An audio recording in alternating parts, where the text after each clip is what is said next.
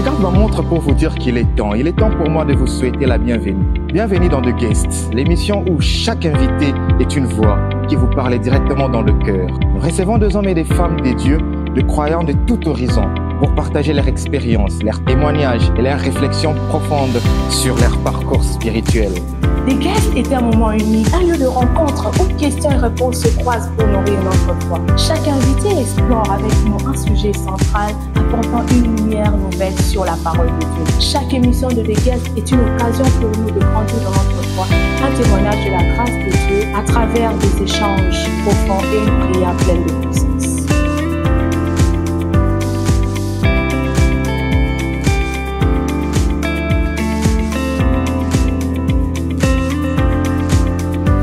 Rejoignez-nous à chaque nouvelle émission pour un voyage spirituel et unique. Laissez The Guest vous guider dans la prière, la méditation et la réflexion. Que Dieu vous bénisse.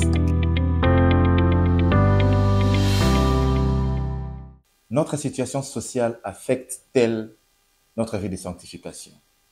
Bienvenue à notre numéro de The Guest. C'est le sujet qu'on va partager aujourd'hui avec l'un de nôtres. Il sait concilier la science et l'évangile.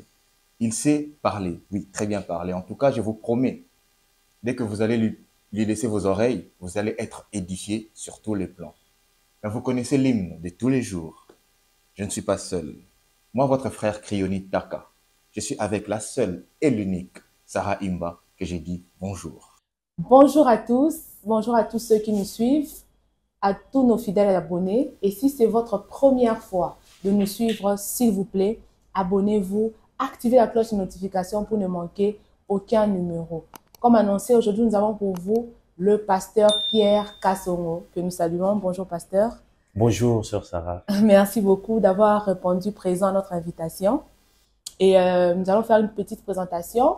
Pasteur Pierre, il est pasteur à l'église évangélique Elim, entrepreneur, il est dans les séculiers, époux, père, époux de notre maman Laure, et avec, ils ont 4 enfants.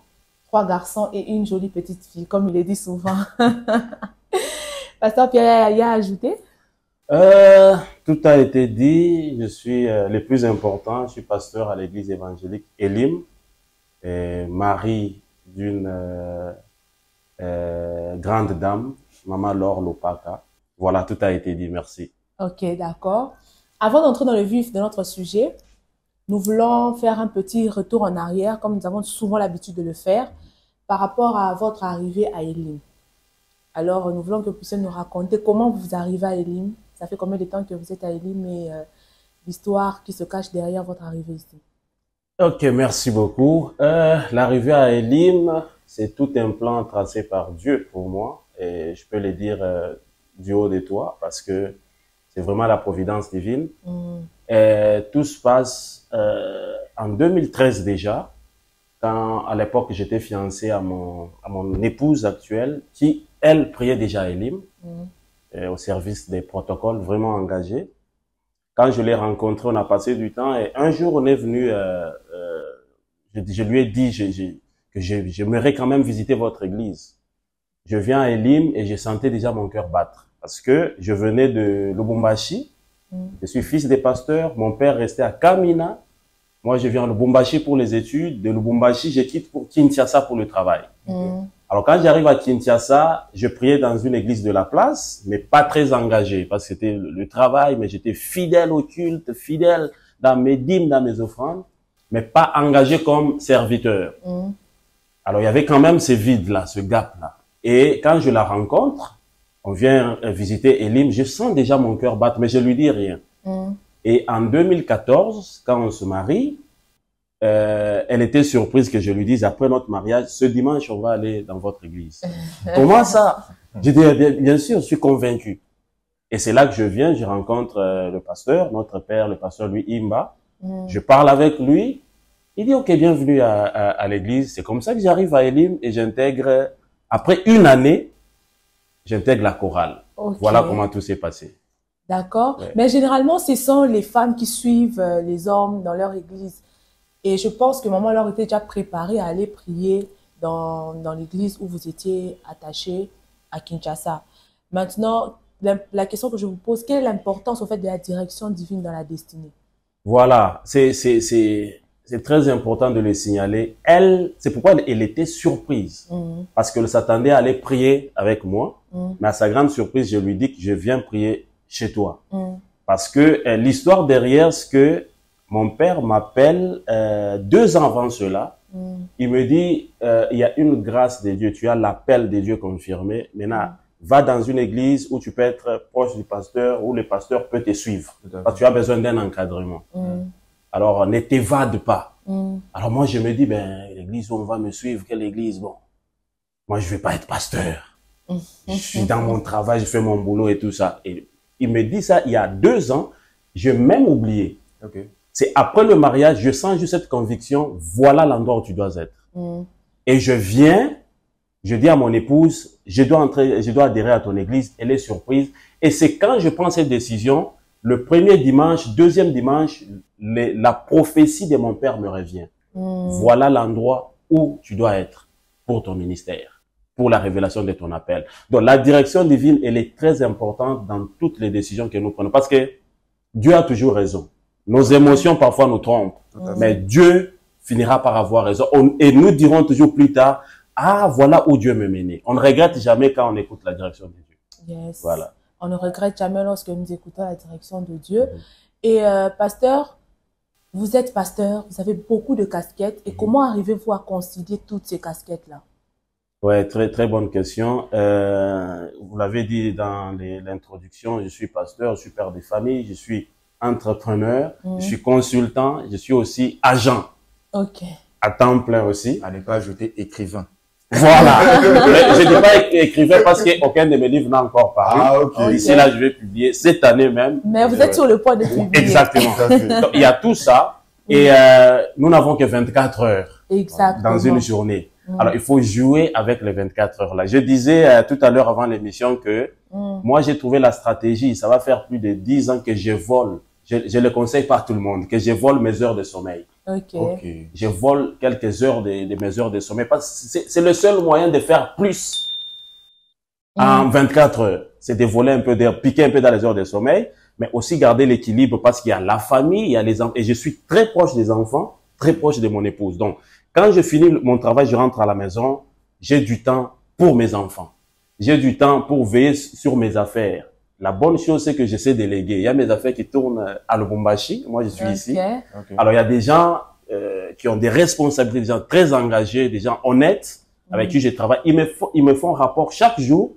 Je me contente du rapport et je m'occupe d'autres choses. Voilà. Donc, c'est juste essayer de jouer avec le temps pour créer l'équilibre, en fait. Voilà.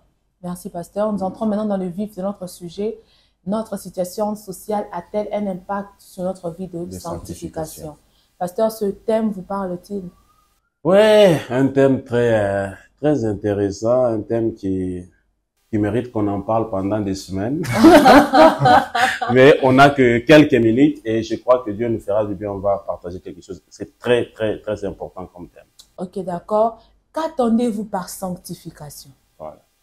Sanctification, oui, je vais le dire en 2 points. Quand on dit sanctification, on voit derrière sainteté. Vous voyez, la sainteté, c'est un caractère d'abord exclusif à Dieu. Vous voyez, que Dieu nous accorde par l'œuvre de la croix. Yes. Et cela pour arriver au salut, parce que on ne peut être sauvé que si on est saint. On ne peut parvenir au salut que si l'on est saint. Alors, par nos efforts, nous ne pouvons pas le devenir. C'est ça, l'ancienne alliance. Mais là, grâce à l'œuvre de la croix, Dieu nous met à part.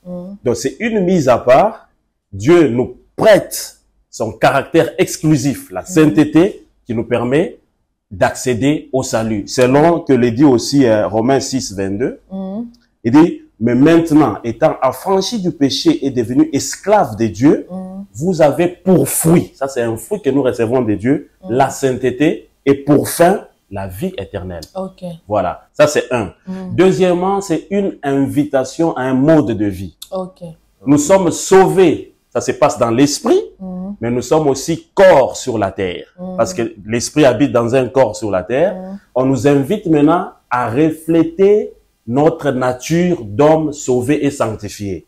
C'est là qu'il dit dans 1 Pierre, par exemple, 1,15, Mais puisque celui qui vous a appelé est saint, vous aussi soyez saints dans toute votre conduite. Ça veut dire que parce que vous êtes déjà saint, montrez, vivez en homme saint. Une invitation à une certaine marche, une certaine façon de vivre. Et c'est là qu'on doit fournir les efforts. C'est là qu'il y a notre participation. Parce que la chair étant de nature pécheresse, elle a les désirs qui sont contraires au désir de l'esprit qui lui est déjà saint. Alors, nous devons refléter cette vie de sanctification, de mise à part dans notre chair, dans notre marche, dans notre conduite. C'est pourquoi on dit rechercher la sanctification, rechercher la paix avec tous et la sanctification sans laquelle personne ne peut voir le Seigneur. Donc, nous devons rechercher, nous appliquer à cela afin que l'esprit qui est saint impacte sur la chair qui est de nature pécheresse. Ok, d'accord. Pasteur, vous avez fait une emphase sur le mode de vie. Alors, ma question est, comment faire de la sanctification notre mode de vie? Voilà, très bonne question. Faire de la sanctification notre mode de vie, d'abord, il faut accepter l'œuvre de la croix. Ça commence par là. Quand tu acceptes, tu reçois déjà ce don-là de sainteté. Il te met à part. Parce qu'il faut d'abord être mis à part. Et ça, c'est un don que nous recevons de Dieu en acceptant Jésus comme Seigneur et Sauveur. Il nous met à part. Ça, c'est un. Et deux, maintenant, continuer à travailler sur notre sanctification. Comment? En écoutant et méditant la parole, en passant des moments de prière qui sont des moments d'intimité avec Dieu, afin que le reflet que nous voyons de Dieu devienne notre mode de vie. Plus nous passons du temps avec lui, plus nous lui ressemblons, plus nous menons notre vie comme lui. Plus nous passons du temps en esprit, plus l'esprit prend de l'ascendant sur la chair, plus nous commençons à marcher comme des hommes nés de nouveau. Ça veut dire que celui qui marche selon l'esprit, il n'accomplit plus les désirs de la chair. Il faut passer du temps en esprit. Ça veut dire passer du temps dans la parole, dans la méditation, dans la prière. C'est ça, la nourriture de l'esprit qui finit par impacter la chair. C'est comme ça que nous allons alimenter et nous faisons de cette sanctification notre mode de vie. D'accord, merci beaucoup, pasteur. Là, nous étions sur le volet sanctification. Maintenant, là, nous devons maintenant entamer celui de situation sociale. Alors, qu'attendez-vous par situation sociale? Voilà, la situation sociale, en bref, c'est tout ce qui entoure la vie ici sur Terre, tous les événements, tout ce que nous vivons ici sur Terre, ça constitue notre situation sociale. Ça peut être une situation qui caractérise un certain groupe de peuples, une certaine patrie, une certaine communauté. Tout ce que nous vivons comme événement, nous appelons ça situation sociale. Ça englobe l'économique, ça englobe le social, ça englobe aussi les spirituels. Ça fait la situation sociale. D'accord. Ouais. Merci, pasteur. Est-ce que notre situation sociale affecte-t-elle notre vie de sanctification? Oui, d'emblée, la réponse est oui. Je dis grand oui. Ça affecte, pourquoi? Parce que nous ne sommes pas qu'esprit sur terre. Vous voyez, j'ai dit au début, nous sommes un esprit qui habite dans un corps. Alors, les deux s'auto-influencent, s'influencent mutuellement. Parfois, c'est la chair qui influence l'esprit. Parfois, c'est l'esprit qui influence la chair. Et nous sommes appelés à avoir de l'influence, avoir de l'influence de l'esprit sur la chair. D'où ce que nous vivons autour de nous peut avoir de l'influence sur les spirituels. D'où la réponse est oui, ça peut impacter notre vie de sanctification. Merci, pasteur. En quoi ça peut impacter notre vie de sanctification? Ok.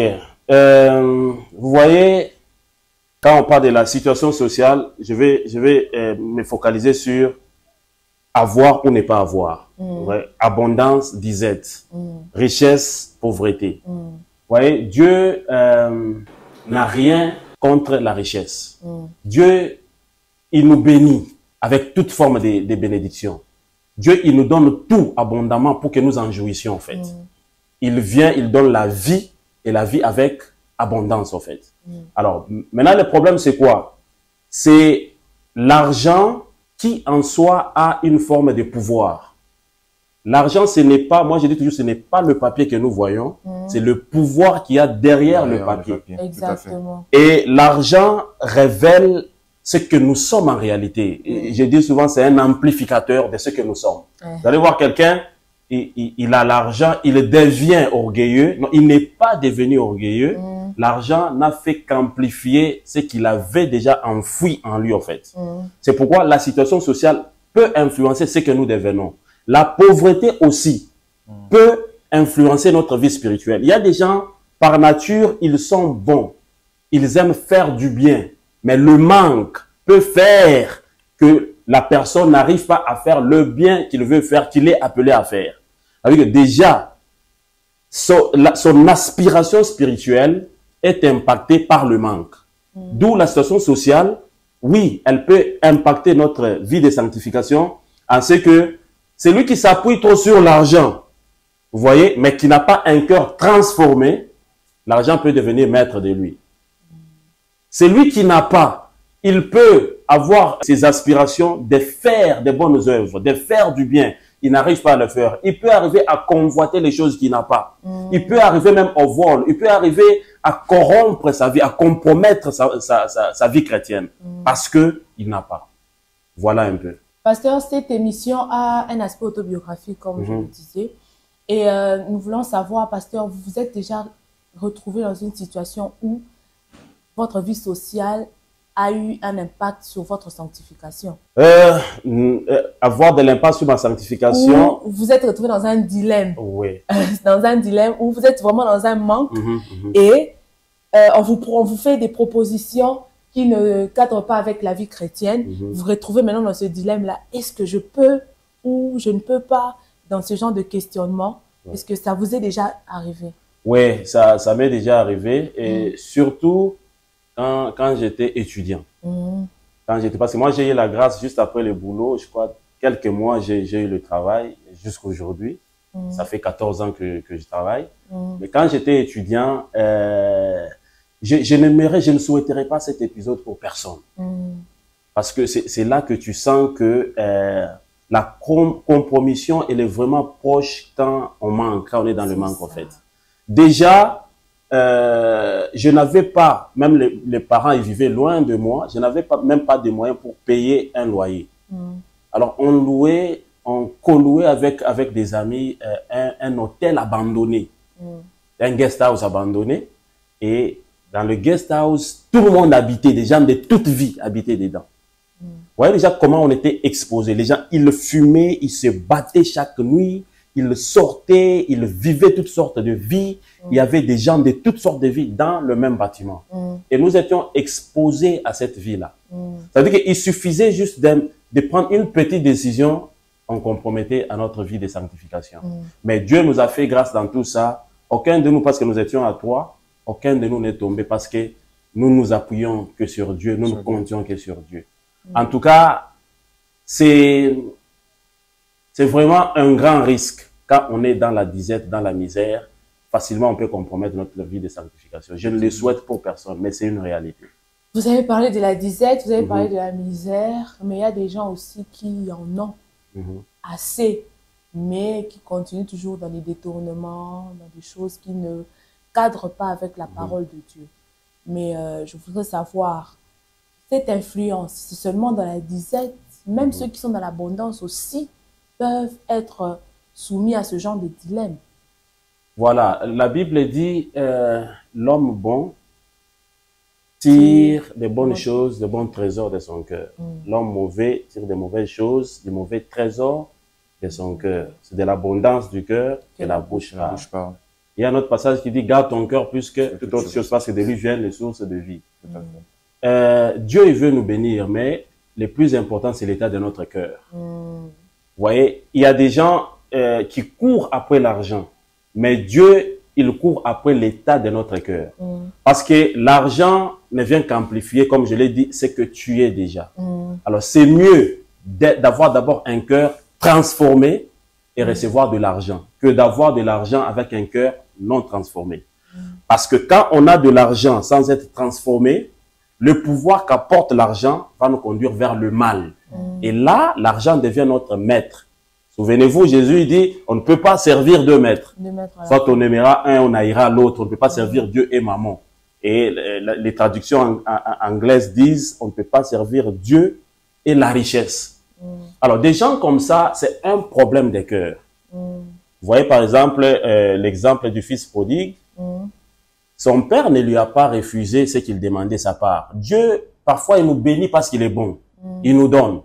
Le père lui a donné, mais c'est l'état de son cœur qui l'a amené à aller vivre une vie de débauche et de tout perdre. Ça, ce n'est pas le problème du père.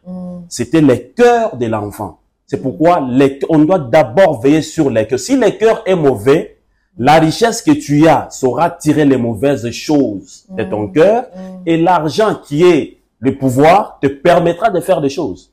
Parce qu'il y a aussi de l'autre côté des gens qui n'ont pas, qui disent être saints ou vivre dans la sanctification simplement parce qu'ils n'ont pas été exposés au pouvoir de l'argent.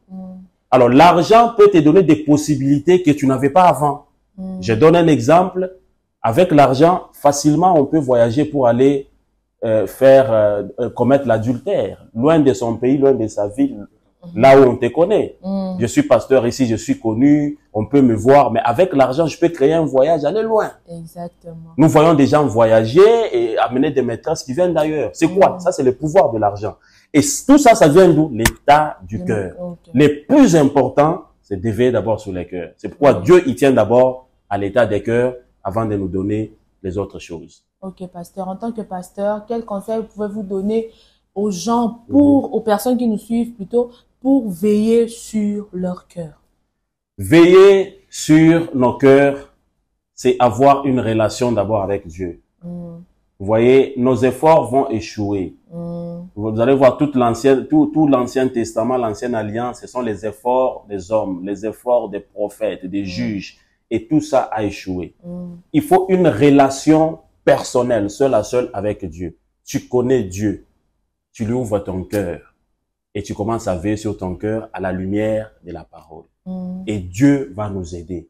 Vous voyez, à tes résolutions répondra les succès. Tu prends des résolutions, tu acceptes Dieu, tu les reçois dans ton cœur, il entre, il soupe avec toi et c'est lui qui commence à faire le travail des transformations avec notre petite participation. Notre participation, c'est méditer la parole, prier, développer cette vie chrétienne. Et c'est là que nous allons veiller sur l'état de notre cœur. Et c'est l'esprit qui nous aide dans cette marche de transformation. Et ça prend tout notre parcours sur terre. Ça ne s'arrête pas. Jusqu'à la fin, travaillons à notre salut. Donc, chaque jour, nous devenons meilleurs. Chaque jour, nous mourons à nous-mêmes. Chaque jour, nous mourons à nous-mêmes et nous devenons meilleurs. C'est un travail continu qu'on doit faire. On doit participer et c'est Dieu qui fait la grande part des choses. Merci, pasteur. Je voudrais aussi que vous puissiez aider des personnes. Elle est déjà tombée dedans. Donc, ça veut dire qu'elle vient à l'église, mais elle fait des choses qui ne cadrent pas avec la parole de Dieu parce que elle a envie d'avoir un train de vie. Mais elle ne sait pas comment faire un retour en arrière. Ça veut dire abandonner toutes ces choses pour suivre Jésus. Comment cette personne doit se comporter? Déjà, il faut à cette personne, je dirais ceci.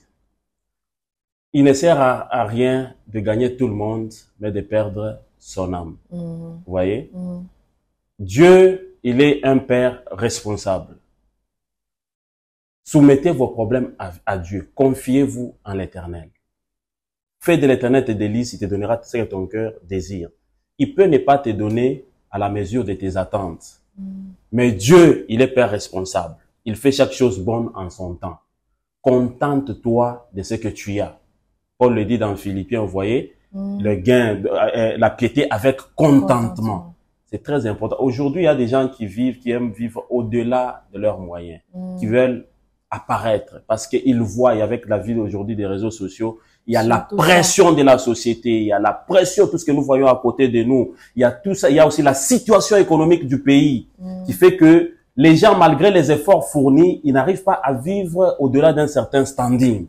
C'est la situation, nous devons l'accepter et nous devons vivre le contentement. Mais garder notre foi, garder notre piété. C'est très important. Il faut pas compromettre sa vie à cause des choses, non.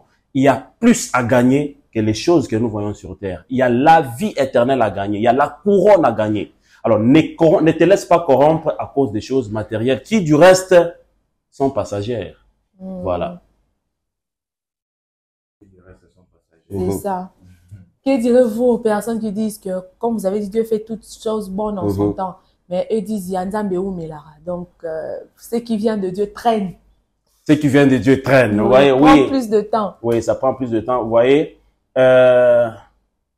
j'aimerais dire une réalité, c'est que tous ici sur terre, nous ne mourrons pas richissimes. Vous voyez, Dieu, Dieu, il fait des choses selon, en fait, il fait grâce à qui il veut, miséricorde à qui il veut. Dieu, il a enrichi nos terres. Notre sous-sol, il est enrichi, notre sol, il est enrichi. Mais il y en a qui accéderont à ces richesses, d'autres n'accéderont pas. Il y en a qui auront des enfants, il y en a qui auront 10 véhicules, d'autres qui n'en auront même pas un seul. Il faut accepter ça. Il faut accepter d'être différent, de vivre selon ce que Dieu t'a donné.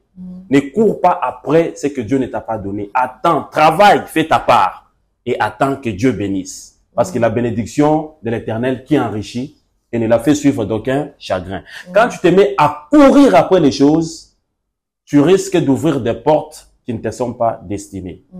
La richesse, les biens matériels, tout le monde n'en aura pas. Mais demande à Dieu de te donner le minimum. Comme Paul, il pouvait dire, il a appris à vivre dans l'abondance, dans l'humiliation, la faim, rassasié. Il a appris à vivre parce que Dieu le fortifiait. Je puis tout par celui qui me fortifie. Ne t'aimez pas à suivre derrière les choses. Tu vas te laisser corrompre et perdre l'essentiel qui est la vie éternelle. Tu n'auras pas forcément des millions. Tu n'auras pas forcément des maisons. Mais garde ce qui est précieux, la vie éternelle. C'est au-delà des maisons, c'est au-delà des millions. Ok. Pasteur Pierre, s'il vous plaît, j'ai une question. Oui. Moi, c'est plus dans la pratique. Je suis cet étudiant, orphelin de père et de mère. L'oncle me prend en charge. Et me baigne en tout cas dans cette vie de sanctification. Malheureusement, j'arrive à l'université, je rencontre, c'est pas quelque chose à cacher, il y a des professeurs qui sont baignés dans ce qu'on appelle corruption. La première année, je ne corromps pas. Je suis baigné dans la sanctification. Je double de promotion.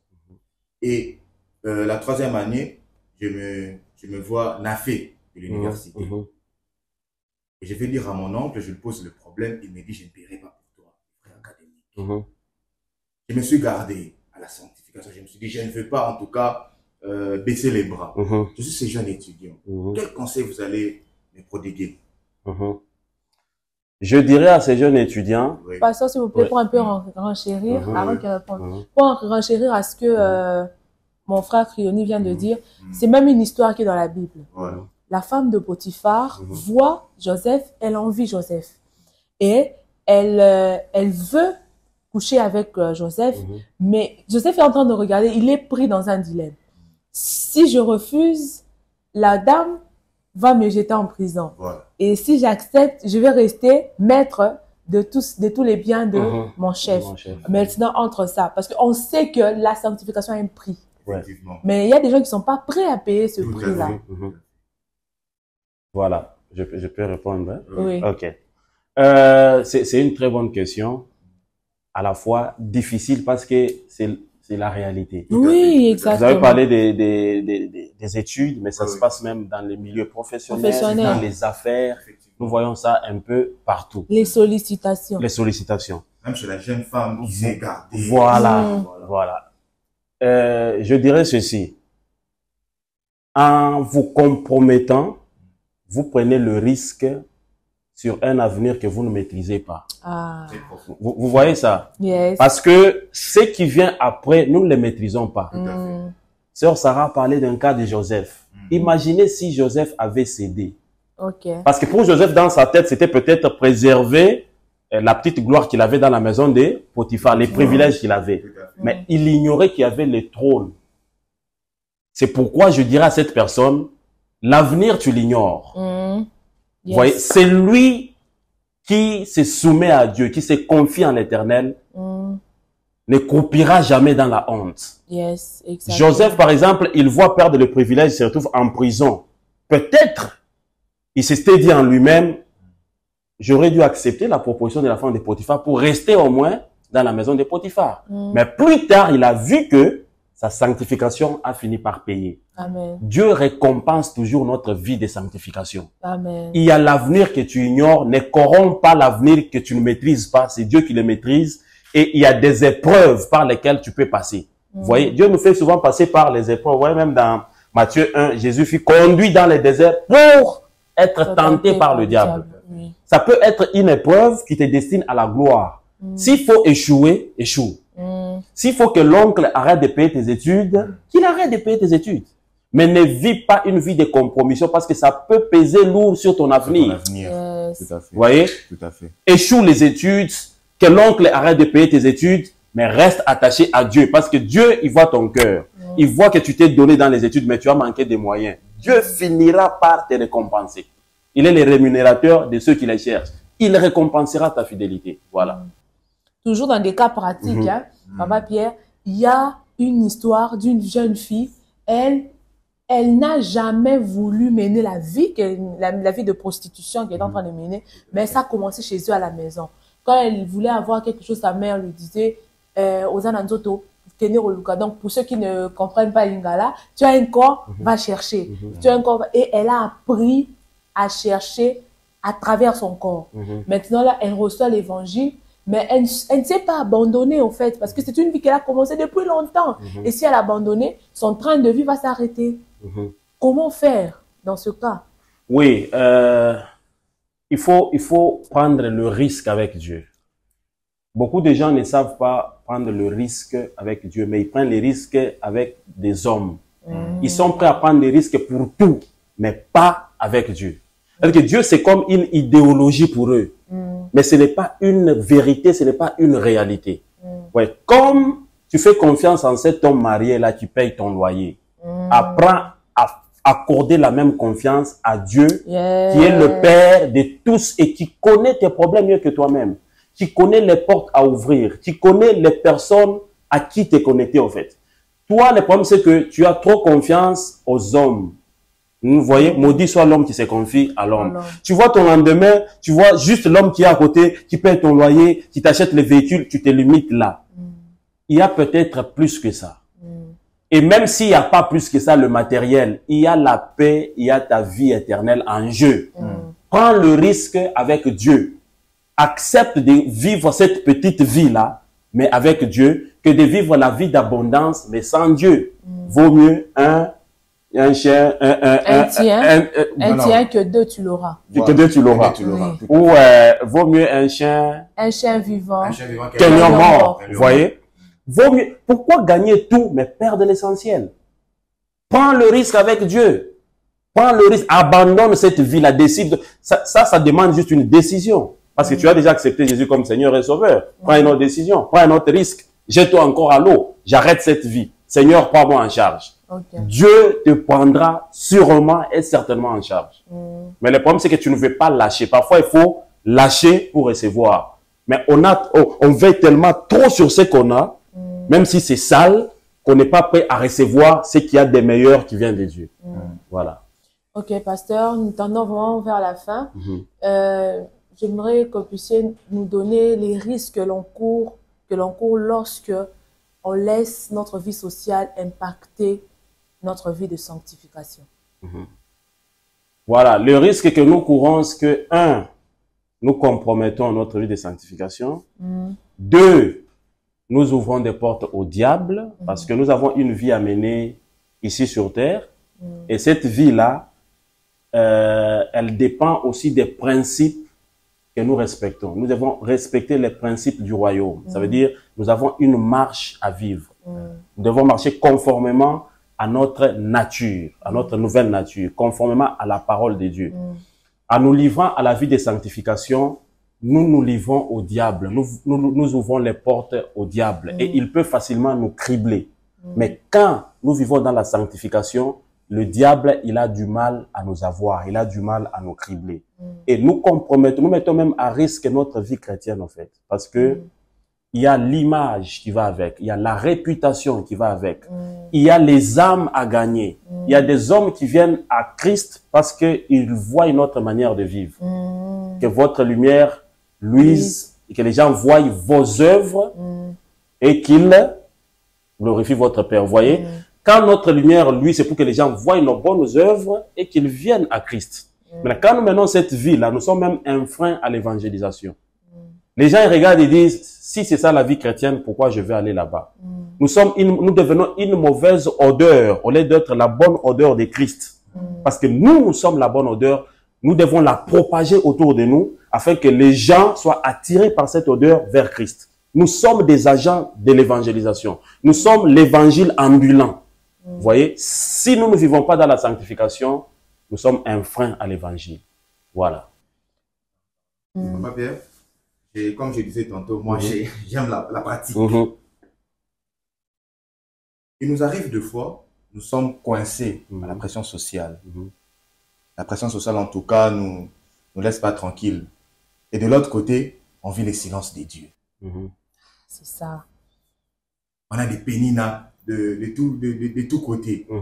Mais dans tout ça, on vit les silences des dieux. Quelle attitude on peut avoir en ces moments? Voilà. Le silence de Dieu ne veut pas dire son inexistence. Vous voyez? Dieu, il parle quand il veut. Il le sait quand il veut. Et Dieu n'est pas bavard. Vous voyez? Il n'est pas bavard parce qu'il sait qu'il a suffisamment déjà parlé en notre faveur dans sa parole. Vous voyez? Dans ces derniers jours, il nous a parlé par son Fils. S'il y a le silence, tu cherches par exemple la voix audible, tu cherches une révélation de Dieu, une révélation de la saison, de la situation que tu traverses, elle peut ne pas arriver. Par exemple, pour Joseph, elle n'est pas arrivée. Quand on le jetait dans la citerne, Dieu n'a pas parlé. Maison de Potiphar, Dieu n'a pas parlé. Dieu aurait parlé, Joseph aurait résisté avec raison, parce qu'il voit la couronne qui l'attend. Vous voyez? Parfois, le silence de Dieu, c'est une école pour notre croissance, en fait. Parce que Dieu ne nous impose pas les choses. Dieu, il participe à notre croissance. Et il nous laisse la volonté, le libre arbitre. Sinon, Adam et Ève n'auraient pas péché dans le jardin. Vous voyez? Parfois, ce silence-là, Dieu nous laisse dans une école. Il nous a déjà donné toutes les bases qu'il faut par ses instructions, par sa parole. Il nous a donné une marche à suivre. Maintenant, à nous de nous conformer à cette marche-là pour triompher dans l'épreuve, même dans le silence. Nous avons les instructions de Dieu qui nous garantissent la victoire, même dans le silence de Dieu, dans les épreuves les plus accrues. Nous devons nous accrocher à sa parole. Ce silence-là, peut-être c'est notre désert que nous traversons. Jésus, quand il était tenté au désert, où était la voix de Dieu? Dieu n'a pas parlé, mais il a plutôt entendu la voix du diable. Il y a des moments où tu entendras la voix du diable haut et fort, mais Dieu sera toujours calme. Pour que tu apprennes à distinguer la voix du mercenaire de celle du bon berger. Amen. Voilà. Alors, il faut tenir à la voix du bon berger, même s'il ne parle pas. Crois qu'il est là. Tiens bon à sa parole. Parce qu'il n'a pas besoin de parler pour que tu crois qu'il est là. Non. Il est avec toi, il ne t'abandonnera jamais. Et mieux encore, il est en toi. Il est en toi. Tu as besoin de voir ton poumon. Ou bien ton estomac pour manger. Ou le cerveau. Je dois voir mon estomac pour manger. Je dois voir mon cerveau pour réfléchir. Je réfléchis parce que j'ai le cerveau. Je mange parce que j'ai l'estomac.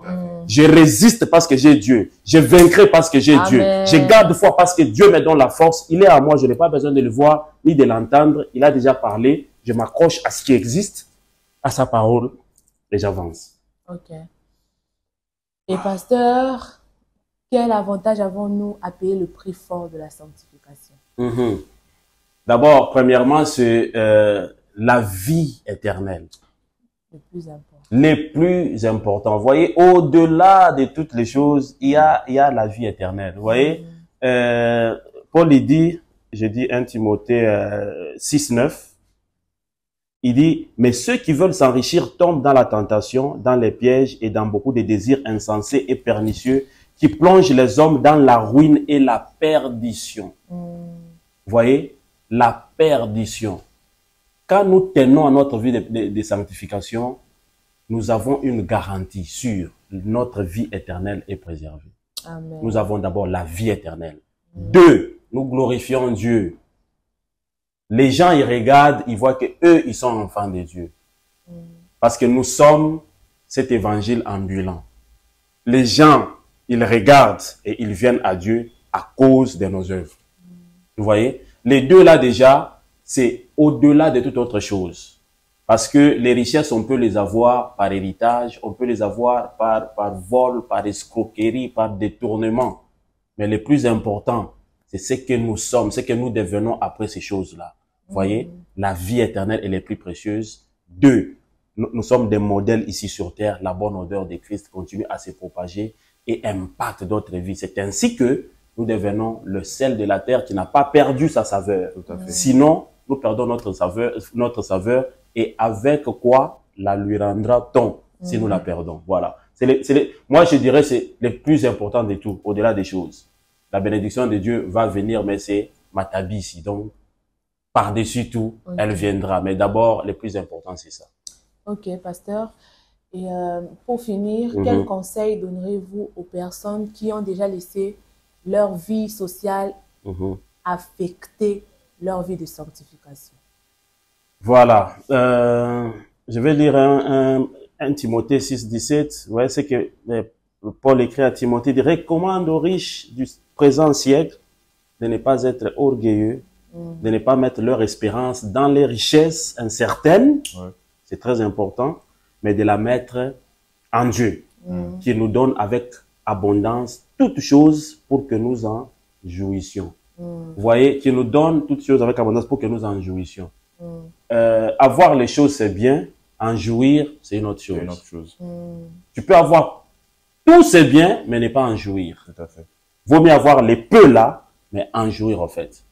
À tous ceux qui ont déjà corrompu leur vie de sanctification à cause de la quête des choses matérielles, de l'argent, des richesses, il est possible de retourner à Dieu. Ils doivent faire le pas du fils prodigue. Le fils prodigue est parti, il s'est retrouvé, il a tout gaspillé au point d'envier la nourriture des pauvres. Il a pris la résolution de s'élever, de retourner dans la maison du Père. Et en retournant, il s'est rendu compte que le Père n'était même pas fâché après lui. Il était toujours Père. Le Père, il restera Père tant que son esprit est en nous. C'est l'ADN de Dieu en nous. Lève-toi de là où tu es tombé, retourne à la maison et le Père fera encore une fête en ta faveur. Et tant que tu es en vie, tout est possible. Tu peux rectifier les tirs et tu rentreras encore dans la grâce, la miséricorde, la bonté de Dieu qui se renouvelle chaque matin. C'est juste la décision de se lever et de retourner dans la maison du Père. Et il pardonne tout ce que tu as commis. Le Père n'a même pas demandé au Fils comment tu as dépensé cet argent. Où est l'argent qu'il t'avait donné? Comment tu as vécu? Non. Ce qui intéresse le Père, c'est le retour du cœur vers lui. Ceux qui sont tombés, relevez-vous, retournez au Père. Et le Père, il pardonne et il vous rend encore plus fort. Pasteur, j'ai une préoccupation. Une amie, suite à la pression sociale, elle s'est retrouvée orpheline des pères et des mères. Vous connaissez la situation africaine. La famille venir ravir les biens des parents et tout consort. Elle s'est retrouvée prostituée pour tenir le bout de mois, pour aussi payer les études pour ses frères. Mais elle était chrétienne. Mais après, elle s'est relevée. Elle a demandé à Dieu pardon comme ça se passe. Mais la société ne laissait pas de le pointer du doigt. Parce qu'elle était tombée. Elles sont plusieurs dans ces cas. Quel conseil ou quelle attitude elles doivent avoir face au regard de la société? Ah, c'est une très bonne question. Quand je parlais de la bonne odeur, la réputation, il y a des péchés que nous commettons, Dieu y pardonne, mais il y a des conséquences autour de nous. Pourquoi? Parce que nous sommes des êtres de chair ici sur terre. Nous vivons dans une société des hommes. Nous ne décidons pas de ce que les hommes vont penser de nous, en fait. De ce qu'ils doivent garder de nous. Voilà. C'est pourquoi il est important de veiller. C'est une des raisons aussi pour veiller sur notre sanctification, parce que j'ai parlé de la bonne odeur qu'on doit dégager, en fait. Il y a des péchés, quand tu tombes dedans, ta réputation est salie. Ça, c'est le prix à payer. Vous voyez, ce sont les conséquences. Alors, quelqu'un qui est tombé, qui s'est relevé, qui est revenu à Dieu, il doit croire que Dieu a pardonné. Il doit croire qu'il est devenu une nouvelle créature. Les choses anciennes sont passées. Si les gens continuent à les juger par rapport à la vie passée, ils les jugent un cadavre. Vous Vous voyez, donc vous n'allez pas juger le Pierre mort, parce qu'il n'existe plus. En fait. Je suis une nouvelle. La nouvelle création, c'est une réalité en Christ. Quand tu reviens, tu es une nouvelle créature. C'est pourquoi, dans la parabole du fils prodigue, le père ne revient pas sur le passé du fils. C'est le fils, c'est le grand frère qui essaye de dire, non, lui il a fait, lui qui va au passé. Mais le père il dit quoi? Lui il était mort. Maintenant, il est revenu à la vie. Pourquoi tu t'acharnes sur le cadavre alors qu'il n'existe plus? Il est revenu. Quand tu es mort, tout est mort. Les conséquences sont là, mais ils vivent un homme qui n'existe plus. Toi, vis en nouveauté de vie, un homme sanctifié, reflète cette sanctification, adopte ton mode de vie par rapport à ta nature d'un homme nouvellement créé et va de l'avant, c'est tout. Et Dieu va te justifier. Voilà. Amen. Amen. Et comme nous le disons souvent lorsque nous concluons nos émissions, c'est que The Guest, c'est une occasion pour nous, pour ceux qui nous suivent, pour nos fidèles abonnés et même pour ceux qui viennent de nous suivre pour la première fois, de bénéficier de la prière venant de l'homme de Dieu, des personnes que nous recevons ici. Alors c'est ainsi que pour aujourd'hui, nous voulons vraiment recevoir votre prière pour tous ceux qui n'arrivent pas à faire un retour en arrière. Ils sont déjà plongés vraiment dans cette vie qui ne glorifie pas le Seigneur et ils veulent faire un retour en arrière, mais ils n'arrivent pas. La deuxième prière, ça s'adressera à ceux qui veulent vraiment donner leur vie au Seigneur. Ils ont fait des choses par ignorance. Ils ne savaient pas que ce qu'ils faisaient était mal. Ils n'ont jamais donné leur vie au Seigneur et aujourd'hui, ils ont pris la décision en vous suivant de suivre Jésus. Et nous voudrons vraiment que vous puissiez aussi adresser une prière en leur faveur. Oui, c'est très important parce que il y en a qui sont tombés, malgré eux, qui sont tombés dedans. Je connais une histoire d'une jeune dame que j'ai rencontrée qui est tombée dans l'impudicité parce que elle a perdu son père, sa mère était paralysée, elle devait payer les études de ses sœurs. Elle s'est retrouvée en train de mener cette vie-là. Mais il y a toujours une porte ouverte, il y a toujours les bras ouverts de Dieu. Alors nous allons prier. Éternel notre Dieu, toi qui nous bénis abondamment, toi qui veux que nous soyons dans l'abondance et que nous ayons la vie éternelle, toi qui nous demandes de marcher dans la sanctification, d'être saint comme toi tu es saint. Éternel, tu sais que par nos forces, nous ne pouvons pas y arriver. Il y a la pression de la société, la pression de la vie sur nous, les charges à payer au Dieu de gloire. Je prie, Père Tout-Puissant, pour ces hommes et ces femmes qui ont été forcés de vivre dans la compromission. Éternel, tu es le Dieu Tout-Puissant. Tu peux les sortir de cette situation. Dans le nom puissant de Jésus, étends ta main et sors-les de cette situation au Dieu de gloire. Ils ont la volonté, mais ils n'arrivent pas à cause de la pression de la vie. Tu es le Dieu miséricordieux. Tu fais grâce à qui tu veux, Père Tout-Puissant. Étends ta main et ne les laisse pas périr, ne les laisse pas mourir. Viens à leur secours. Viens à leur secours, Père, étends ta main et relève-le, Père Tout-Puissant. À tous ceux-là, au Dieu de gloire, qui n'arrivent pas, qui prennent la décision, mais qui n'arrivent pas. Tu es notre force. Nous ne sommes pas plus forts que Père Tout-Puissant, mais nous avons reçu cette grâce. Accorde-leur cette même grâce qui nous tient debout jusqu'aujourd'hui. Accorde-leur cette grâce qui nous donne de vivre les contentements, Père Tout-Puissant, dans ce que tu nous donnes, au Dieu de gloire. Accorde-nous, Père Tout-Puissant, cette grâce de voir la joie qu'il y a dans les peu qu'ils ont et la vie et la couronne qui les attend. Au nom puissant de Jésus, au Dieu de gloire, à ceux qui traversent des moments difficiles, tu es le Dieu qui ouvre des portes. Ouvre des portes. Il y a une réalité, Père Tout-Puissant. Il y a des loyers à payer, des études à payer, des parents qui n'arrivent même pas à couvrir, à nouer les deux bouts de mois. Tu es le Dieu à qui appartiennent l'or et l'argent. Tu n'as pas béni les sous-sols de notre pays pour que nous croupissions dans la misère. Tu as béni la terre pour nous montrer que tu es le Dieu qui veut que nous soyons riches. Je prie pour la stabilité dans ce pays, afin que les Congolais jouissent, parce que tu nous donnes les bonnes choses pour que nous en jouissions. Je prie que nous jouissions de nos richesses. Je prie que cette dame qui travaille fort jouisse de son travail, Père Tout-Puissant, sans compromission. Au nom puissant de Jésus. Cet étudiant qui étudie fortement, Père Tout-Puissant, obtienne les résultats sans compromission, sans chagrin, au nom de Jésus. Parce que ta bénédiction ne s'est fait suivre d'aucun chagrin. Je prie ainsi dans le nom glorieux de Jésus. Amen. Amen.